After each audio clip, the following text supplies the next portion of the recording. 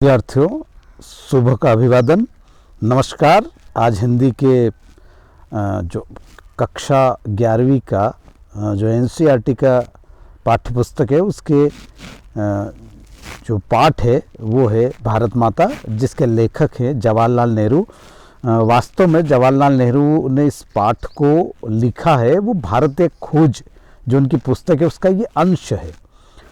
सच्ची संस्कृति को दुनिया के हर कोने से प्रेरणा मिलती है, लेकिन वह अपनी ही धरती पर पैदा होती है और उसकी जड़ें जन जन में समाई रहती है।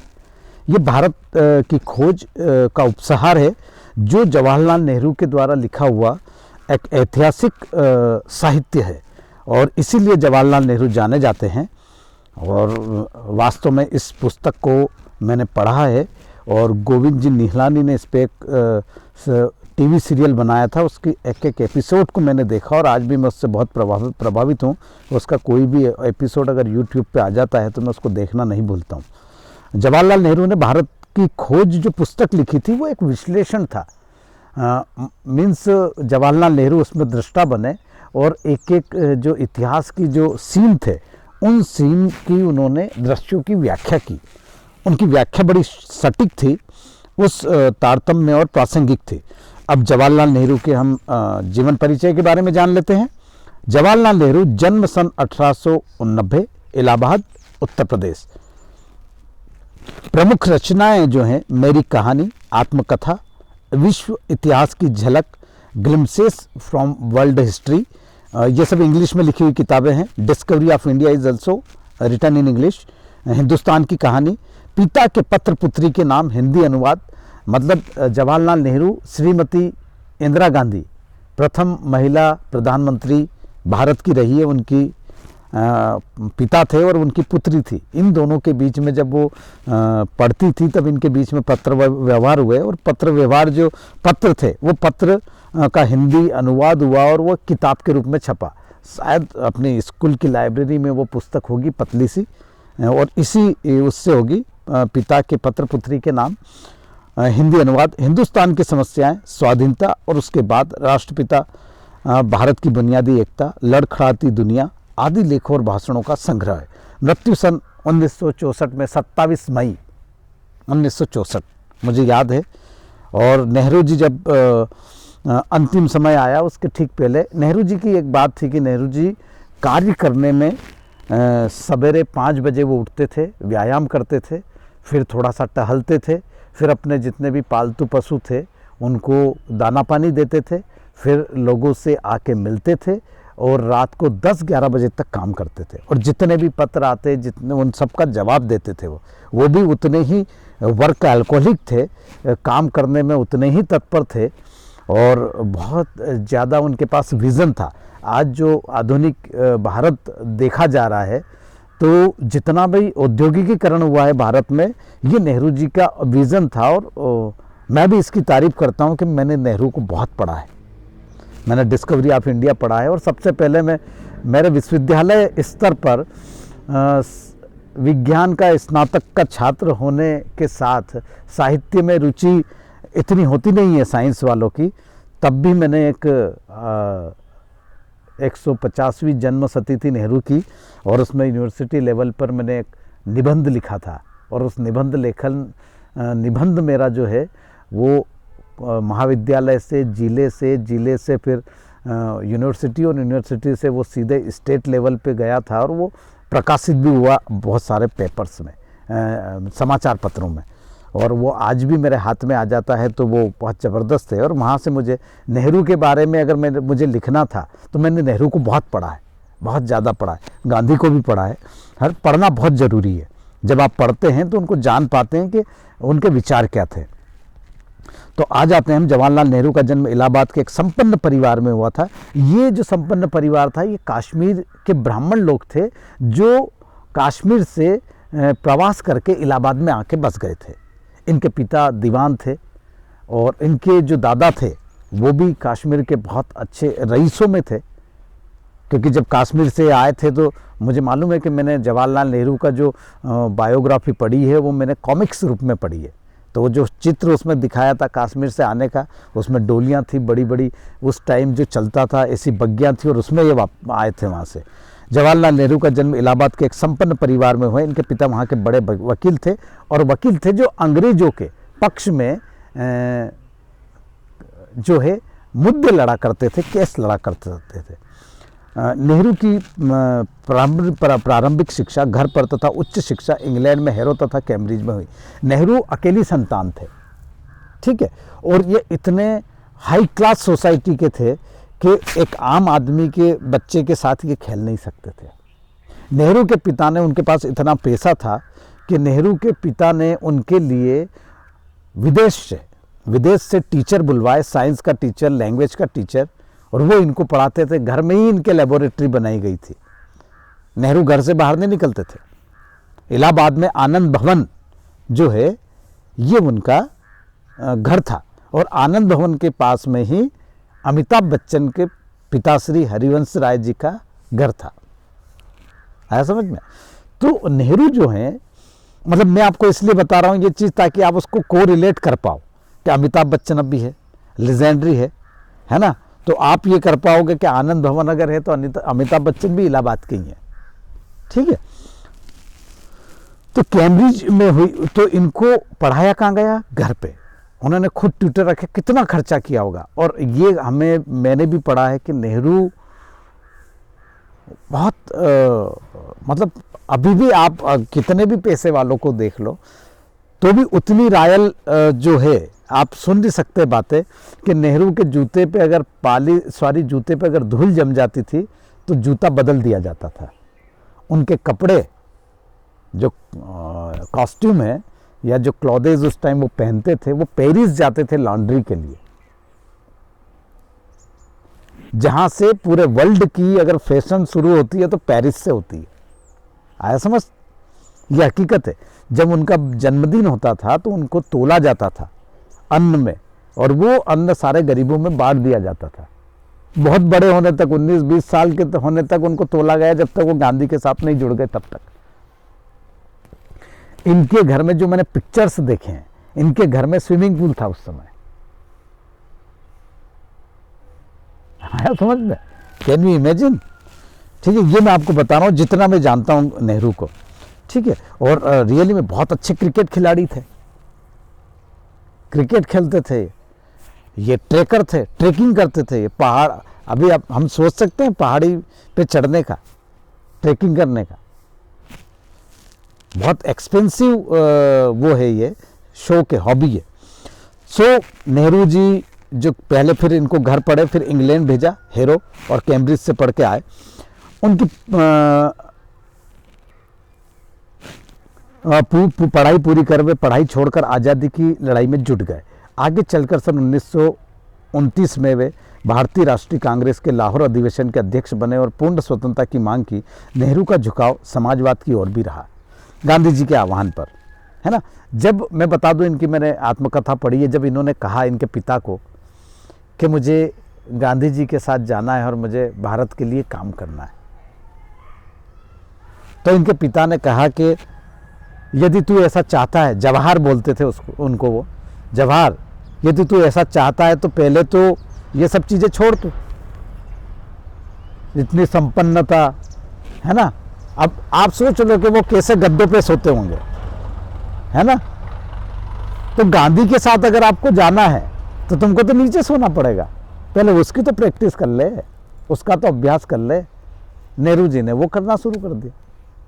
तो मोतीलाल नेहरू जी उनको रोकना चाहते थे, ठीक है, क्योंकि सबसे बड़ी बात है उनके पास विरासत थी ना, जो काम वो कर रहे थे वही काम आगे करेंगे तो लाइफ बहुत कंफर्ट हो जाएगी।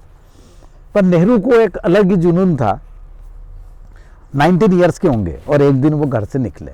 तो जो मैंने पढ़ा है वो मैं बता रहा हूँ। मोतीलाल जी नेहरू ने कह दिया कि आज के बाद इस घर में तो कदम नहीं रखेगा, चले गए वो, फिर गांधी के साथ ही रहे। और ये भी मैं बता दूं, एज ए विश्लेषण करता, और जैसे गांधी और नेहरू को मैंने पढ़ा, गांधी और नेहरू जो है वो एक ही नदी के दो किनारे थे। गांधी जी बड़े कन्वेंशनल थॉट्स वाले थे और नेहरू जी बहुत मॉडर्न विचारों वाले थे। हैरो कैम्ब्रिज से पढ़ के आए थे, एक रॉयल फैमिली को बिलोंग करते थे, पर वो गांधी जी को सपोर्ट कर रहे थे। पर दोनों के विचार बड़े अलग अलग थे। जब नेहरू गांधी को एक साथ रखोगे, जब आप बड़े होगे या आप पढ़ोगे, तो आपको पता लगेगा कि विचारों में मतभेद होने के बाद भी नेहरू ने कभी गांधी को छोड़ा नहीं। ये अलग मैटर है, हम चलते हैं, लेसन बड़ा हो जाएगा नहीं तो। सन 1947 में जब भारत स्वतंत्र हुआ तो नेहरू जी पहले प्रधानमंत्री बने।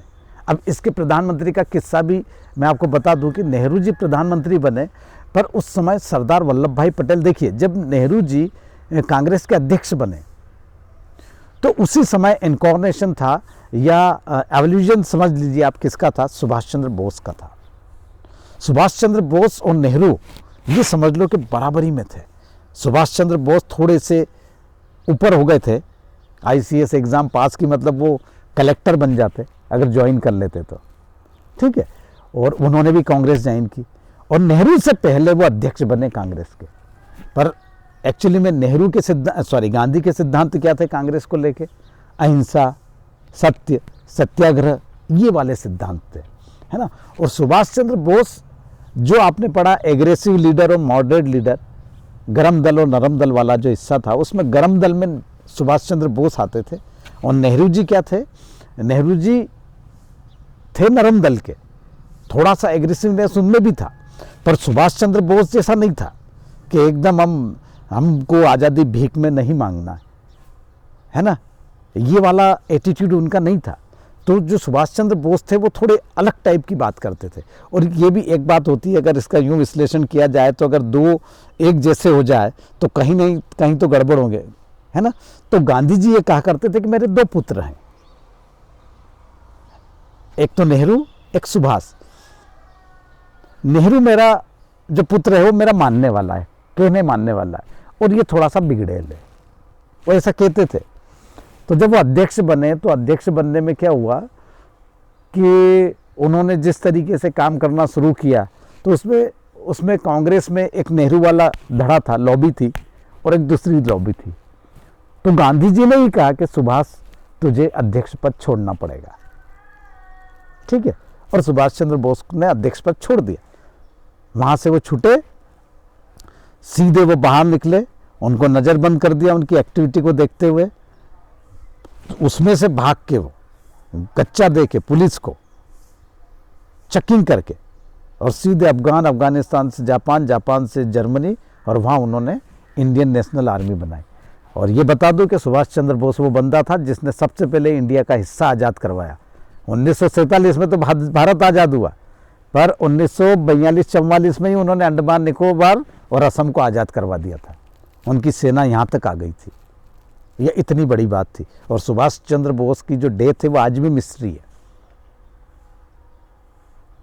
अब मैं भी सुभाष चंद्र बोस का फैन हूँ।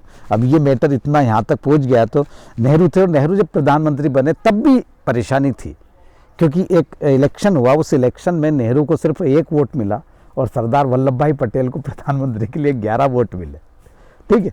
गांधी जी ने कहा कि नेहरू को प्रधानमंत्री बनने दो, सरदार वल्लभ भाई पटेल ने बनने दिया। आज सरदार वल्लभ भाई पटेल होते ना तो देश की जो स्थिति अभी है, ये कश्मीर, ये फलाना, ये ढंकाना, ये आतंकवादी, ये खालिस्तान, ये नहीं होता। बहुत ही अलग टाइप का एडमिनिस्ट्रेटिव पावर था उनका। अगर यूँ मैं मुझसे विश्लेषण करने को कहा जाए, मैं ना तो कोई पार्टी को बिलोंग करता हूँ ना पॉलिटिक्स को बिलोंग करता हूँ, पर कश्मीर समस्या जो अभी 370 हटाई और जो परेशानी है, ये मतलब बहुत बेबाक कह सकता हूँ कि नेहरू की देन है। नेहरू ने देश के लिए बहुत किया, पर नेहरू को देश से उससे कहीं ज्यादा मिल गया। सरदार वल्लभ भाई पटेल प्रधानमंत्री बनने वाले थे, नेहरू प्रधानमंत्री बने, और नेहरू के बाद फिर प्रधानमंत्री पद पे अभी तक देखते जाइए वो नेहरू खानदानी है। इंदिरा गांधी जो है नेहरू खानदान वहीं से है, सक्सेस है।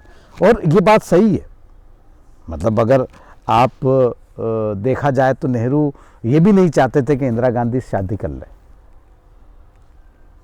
क्योंकि इंदिरा गांधी को वो अपने सक्सेसर के रूप में देखना चाहते थे। सक्सेसर समझते हो, एक पिता अपनी पुत्री को अपना जो सक्सेसर समझते हो ना, क्या बोलते हैं सक्सेसर को, उत्तराधिकारी, जो पुत्र को मिलता है। अब पुत्र उनका था नहीं, कमला कोल से उनका विवाह हुआ था, है ना। और कमला कोल बीच में, मतलब जब इंदिरा गांधी जन्म लिया तो इंदिरा गांधी का नाम प्रियदर्शनी रखा गया, ठीक है। और इंदिरा गांधी भी जब पढ़ी तो वो बाहर पढ़ी, वो कहाँ पढ़ी, रविन्द्रनाथ टैगोर के पास पढ़ी है, शांति निकेतन में। उसका स्कूलिंग वहाँ से हुआ, फिर इनको विदेश भेजा। और फिरोज गांधी पारसी थे, पर्शियन थे, उनसे उनको लव हुआ इंदिरा गांधी को। तो नेहरू जी कभी नहीं चाहते थे कि वो पारसी बिजनेसमैन से मैरिज करे, तो नेहरू जी शादी में नहीं थे, गांधी जी ने कन्यादान किया। और जो गांधी था ना, फिरोज गांधी, उनको गांधी जी ने सरनेम दिया गांधी। सो ये जो चीज़ें हैं ये सारा, और कोई बात नहीं, उसके बाद पर उन्होंने अपना पूरा सर्वस्व निछावर कर दिया। इंदिरा गांधी को असैसिनेटेड किया था। सन 1947 में जब भारत स्वतंत्र हुआ तो नेहरू जी पहले प्रधानमंत्री बने, भारत के निर्माण में अंत तक जुटे रहे। उन्होंने देश के विकास के लिए कई योजनाएं बनाई, जिसमें आर्थिक और औद्योगिक प्रगति तथा वैज्ञानिक अनुसंधान से लेकर कला संस्कृति आदि क्षेत्र शामिल थे। नेहरू जी बच्चों के बीच चाचा नेहरू के नाम से जाने जाते थे, ठीक है। और ये जो है में जाने जाते थे। शांति, अहिंसा और मानवता के हिमायती नेहरू ने अंतर्राष्ट्रीय स्तर पर विश्व शांति और पंचशील के सिद्धांतों का प्रचार किया। नेहरू के साथ क्या हुआ, नेहरू विश्व शांति चाहते थे, रशिया में बहुत फेमस थे। चाइना के साथ उनका इतना ज़बरदस्त पेचअप हो गया था कि हिंदी चीनी भाई भाई 1960s में हिंदी चीनी भाई भाई के नारे लगाए जाते थे। और पंचशील के सिद्धांतों पर दोनों देशों ने क्या किए थे, सिग्नेचर किए थे, हस्ताक्षर किए थे कि हम एक दूसरे को एग्रेसिव नहीं करेंगे। और जैसे ही उन्होंने हस्ताक्षर किए, 1-2 साल बाद चाइना ने हम पे अटैक कर दिया। और उस टाइम इंडिया आज़ाद हुआ था, हमारी स्थिति ऐसी नहीं थी। लाल बहादुर शास्त्री हमारे रक्षा मंत्री थे। वो जो थे, वो व्यक्ति जो था लाल बहादुर शास्त्री, वो ओरिजिनल राजनेता थे। वो बहुत ही ईमानदार, बहुत सीधा साधा सिंपल सोबर आदमी। उसकी 4 फुट से कुछ ऊपर रहे होंगे उनकी हाइट, लाल बहादुर शास्त्री की। रक्षा मंत्री थे जब देश की हालत ये नहीं थी कि सीमाओं पे लड़ पाए, हमारे पास पैसा नहीं था, सेना को देने के लिए हथियार नहीं थे, तो लाल बहादुर शास्त्री ने कहा कि देश के जो नागरिक है वो अपनी जितनी भी संपत्ति है सरकार को दान करे, हम उसकी रसीद देंगे।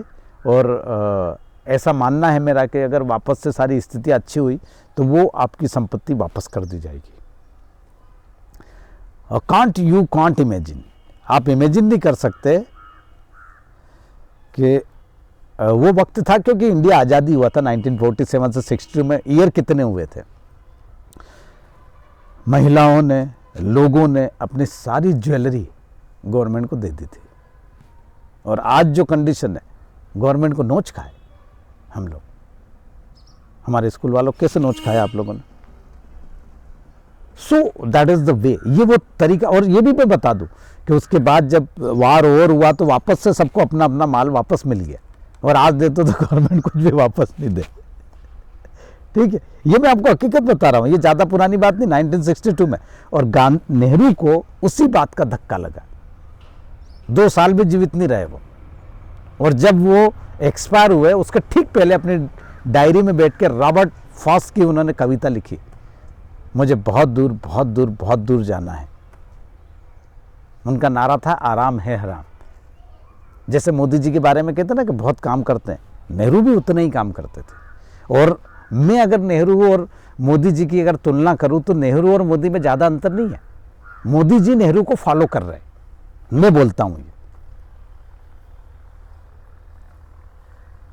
कुछ मामलों में डिफरेंस है, बाकी वर्किंग तरीका ये सब नेहरू का ही है। वो